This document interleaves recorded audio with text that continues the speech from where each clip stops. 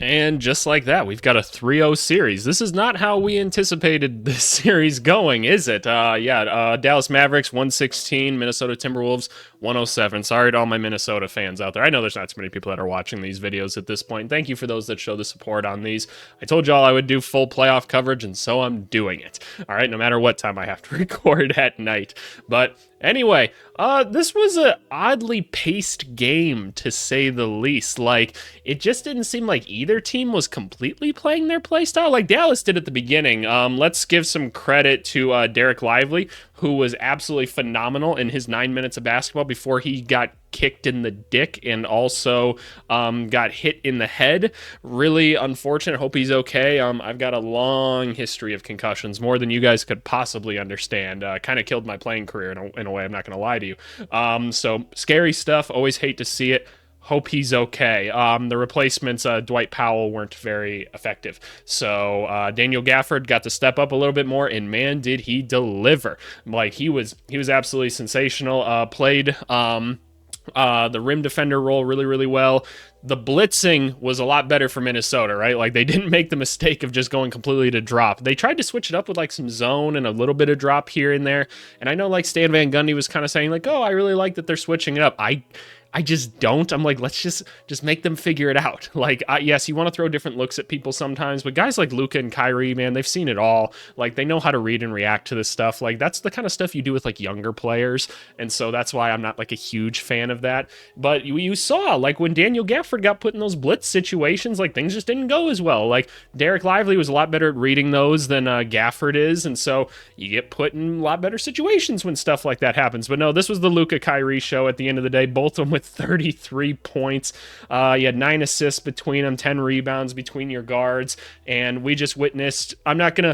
I need to think about it. If this is the most talented backcourt in NBA history, like everybody's saying, I just need to think about it. I'm not saying it's not possible, but I need to think about it. But man, just seeing those two close out a basketball game, it's pretty. I'm not nearly as mad in this game because I told all my Minnesota friends, I'm like, I'm no longer rooting for you guys after last game. I'm not doing it anymore. I'm back rooting for Dallas. You can call me a little hoe if you want to for moving around. I always liked Dallas. They almost gave me employment at one point. I took a different offer, which I shouldn't even talk about all that stuff on here. That's not my business or whatever. It's not their business more so.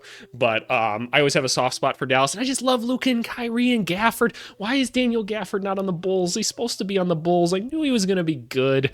But no, I just really like this basketball team. It's a lot of fun. I love the effort Josh Green gives. I love that Jaden Hardy's getting to show at least his offensive side of the basketball right now. I think it's really, really good. The Mavericks clearly have counters to everything that the Minnesota Timberwolves are doing. Some are better than others. Right, like the little short roll with Gafford is going to be something that they just have to continue to explore.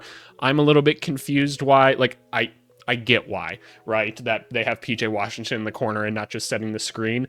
I still think it would just be a better option to let PJ Washington be the screen setter, but we'll see if it gets to that point because Jason Kidd, I have to give him credit because I don't always. He's coaching a pretty good series so far. Speaking for the Timberwolves, Jaden McDaniels, he got in his head a bit too much, and this is something we see with him sometimes, where he just gets a little bit too frustrated, he gets in his own heads, and then he kind of compounds his mistakes a little bit. And while he had a very efficient basketball game, and that's cool, and he did have some really nice possessions, he also kind of cost them at points in this game. So we just need to see a more consistent Jaden McDaniels for how much money he's getting made or how much money he's making. You need to even it out a little bit, and we need to see a little bit more consistency out of it. It still bothers me so much. You guys watch it in the next game. Whenever he catches the ball in the corner, he never just reacts right away. It's really bothersome to me. It's always like, oh, I've caught the basketball. What do I do now? Like, either shoot it or more likely, I want you to just drive and just like, it looks like last second he'll decide if he wants to do a layup or not too. For someone that's 6'9" and that athletic, it takes him way too long to figure it out. Cat was not too effective shooting wise in this game. I thought he took fine shots. They just didn't fall. So I don't know how much I can blame him necessarily for that. Cat's normally a really good shooter. I thought defensively he was really, really good. And I thought he hit the glass really, really well. I thought overall he gave a really good effort. So I genuinely don't have many complaints about Cat. Sometimes the shots don't fall. Can we stop putting Rudy Gobert in these situations where he has to guard guards? I don't know what you have to do besides just like send a little soft kind of double team so that a switch can take place. I know Rudy's not a great recovery guy or anything, and then he has to move a little bit more.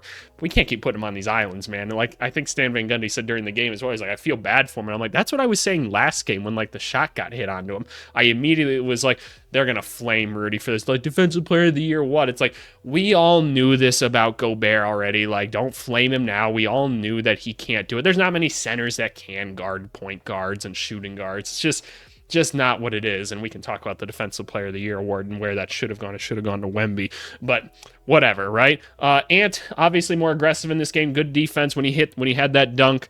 The team really got going, right? And I liked that he was at least like trying to get to the rim more, right? I mean, that's his game at the end of it. He only took 2 threes and he took 24 shots. That's what we're supposed to see. And I thought he left a lot of layups out there. So hopefully you just see a better performance out of him in the next game. Mike Conley had a really nice game as well. I thought overall just really kept the team calm and cool. I kind of felt like there was like a couple long stretches where he wasn't in the game. He still had 31 minutes, but it felt like it was less. Nickeil Alexander-Walker just continues to be a non-factor out there. Even defensively, he's just kind of getting cooked by Luka and Kyrie, which is unfortunate. I mean, who doesn't, right? Like, I don't want to just rack on him like, oh yeah, he's not playing good defense. Like, nobody can stop these two. They're 2 of the 3 most unguardable players, the other one probably being Shea, right? And they're just on the same basketball team. Rudy Gobert played less minutes, though, in this one. He played parallel with Naz Reid. I thought that was better. And I think you saw better defensive movements in those, but for whatever reason, they still seem to, like, blitz more with Rudy in versus, like, the Naz-Cat combo. So I'm like, why can't we just, like, settle on, like, the right way to do this? It just seems so obvious to me and like a bunch of other people watching. So I don't know what the idea is there. Kyle Anderson though playing good minutes as well. As long as he just keeps shooting that floater, he's gonna be fine. But what do the Timberwolves do, man?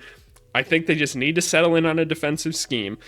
I think when Rudy's in the game, you need to let him just kind of roam the paint and you're kind of going to have to just leave a shooter open because you can't let Luka and Kyrie just cook this whole time, right? Like, you're going to have to like X out and hope that someone recovers and kind of just let Rudy kind of play like a roaming zone in himself, man, because if you keep putting him in these on-ball defensive things, like, it's just not going to go well. A lot of fouls are going to happen. McDaniels is constantly playing from behind people where he's got to get back in front of them. It's just, it's too much, man. Like, let's do a hard blitz when you have Towns and Reed in, and they should play a majority of the minutes.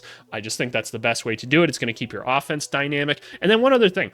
Can we let Ant get some like early offensive like sets going or something? And here's what I mean by that. I need them to let Ant bring the ball up the court a little bit more and initiate some offense, because there's always like a couple stretches in the game where he just doesn't touch the ball for like 4 possessions or something like that. And that can't happen. And can we run like just some early like pistol action or something like that, or a floppy or something like that? Just get something going for the guy, right? You can even run a little fist action or something. That just means like a little double screen coming up top, just to try and like emphasize to him like we're trying to get downhill, try to split something, like just try to get something off the early action so that we're not wasting like the first 10 seconds of the shot clock or something. It's just, I don't know, the Minnesota offense just seems way too basic. But for now, y'all, that's what I got, man. Nobody's ever come back from down 0-3.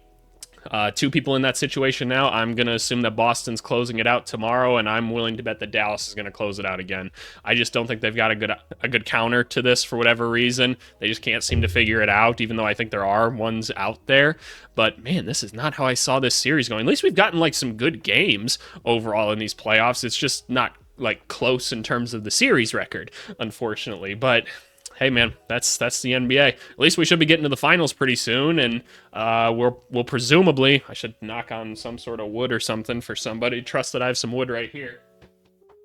Hopefully you guys heard that we'll see a Dallas-Boston finals, man. Luka finally to the finals. I really want to see that. I think either team could win. I think it'll be really interesting, but hey, until then, we'll see y'all later. Thanks so much, y'all. Back to normal content starting tomorrow. Bye.